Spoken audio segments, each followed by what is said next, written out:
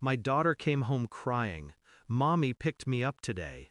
Her voice was so small, so sure. I froze mid-step. The world shrank into that single word, Mommy. She'd been dead 3 years. I knelt, searching my daughter's eyes for the joke, the misunderstanding, the dream she must have confused for memory. But she wasn't lying. Children don't know how to invent pain like that. That's impossible, I whispered. She said she'll come back tomorrow. Her lip trembled when she said it, as if she'd broken some rule.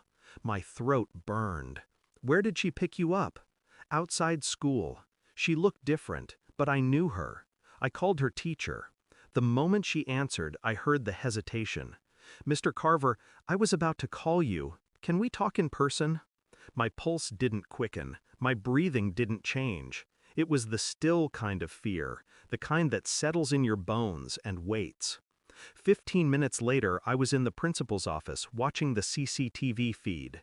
And when I saw her, the woman who wasn't my wife but wore her face, I grabbed my daughter and left.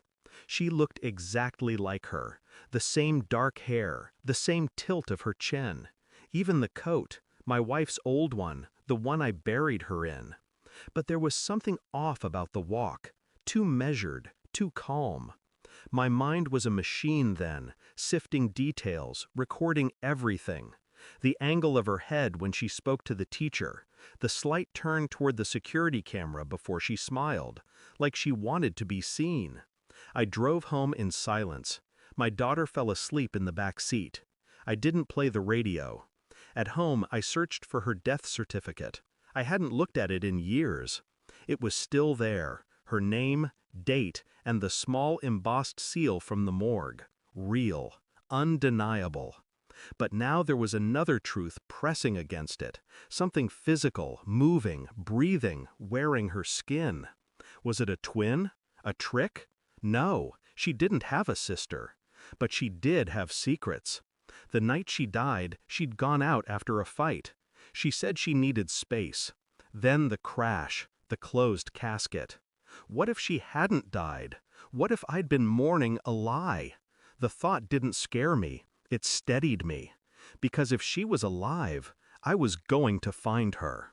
I began quietly. A call to the morgue. The voice on the other end confirmed everything. The body was identified through dental records. But the tone wavered when I pressed for who had delivered the records. Her dentist, Dr. Holloway.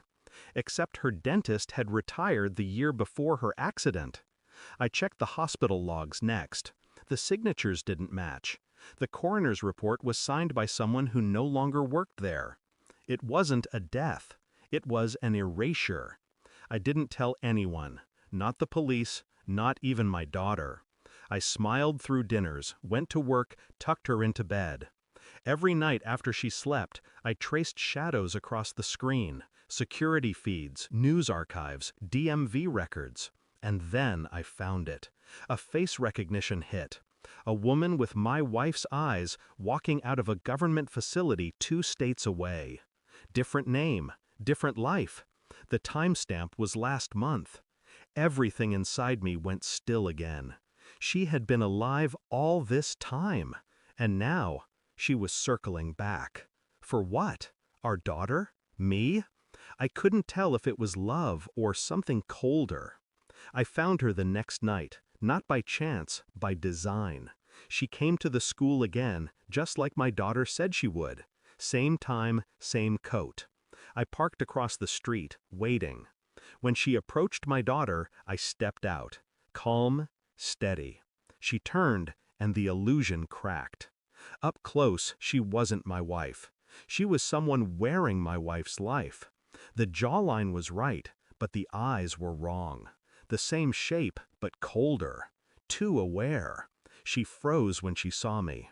"You shouldn't have come back," I said. Her voice was soft. She deserved to know her mother. My blood went cold. "Who are you?" Her smile didn't reach her eyes. The woman she was supposed to be. I realized it then. The body in the crash had been someone else. A switch. A deliberate substitution. My wife hadn't died. She'd traded her life. And this woman, this duplicate, had been built to replace her in a story that never ended. I didn't raise my voice, didn't reach for her. I pulled out the folder I'd brought. Birth certificates, falsified records, the morgue discrepancies. Proof of the lie she'd built. I handed it to her like a mirror. "You spent 3 years hiding behind a death certificate," I said. "You could have disappeared clean, but you came back." She swallowed hard. "Because she's mine." "No," I said quietly, "she's ours. The part of you that used to be human died in that crash." Her face broke, not in tears, but in realization. She thought she'd rewritten history. Instead, I'd been documenting her every move. She looked away. I walked past her, holding my daughter's hand. Her voice followed us down the sidewalk, small, shaking. "Does she know?" I stopped. "She will." I never saw her again. The police called a week later. Said they found a car submerged near the river. No body.